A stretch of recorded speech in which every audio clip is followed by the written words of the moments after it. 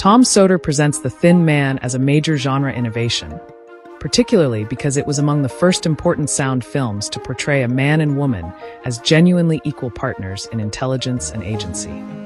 Crucially, Nick and Nora are not young, unmarried characters discovering romance.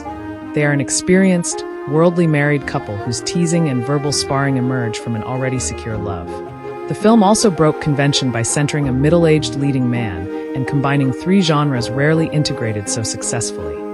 The gangster film, represented by its roguishness and anti-establishment attitude.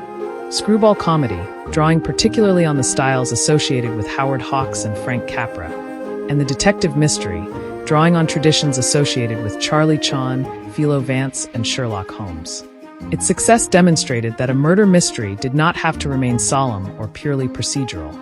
Mystery, comedy, romance, and domestic life could coexist. This helped reshape Hollywood's understanding of genre and contributed to the film's enormous popularity and the subsequent development of the mystery comedy.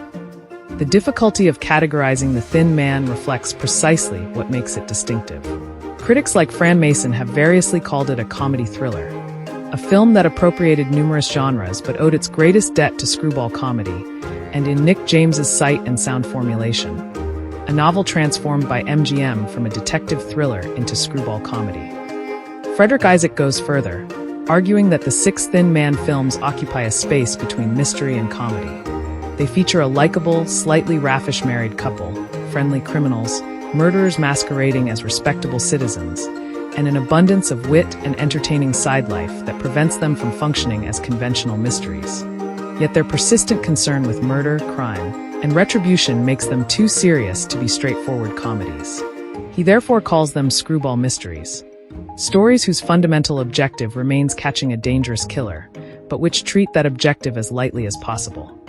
Katharina Glitter similarly identifies The Thin Man as part of the 1934 emergence of a comic style that placed the couple at the center of the comic spectacle, later associated with screwball comedy, while emphasizing that its plot remains fundamentally a murder mystery rather than a courtship narrative.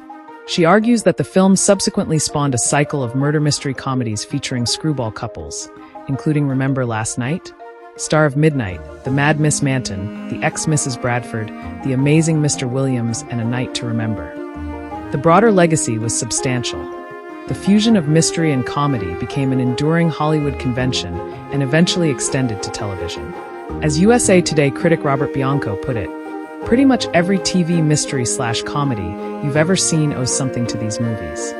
Overall, the film noir encyclopedia frames The Thin Man as Dashiell Hammett's sole concession to Hollywood.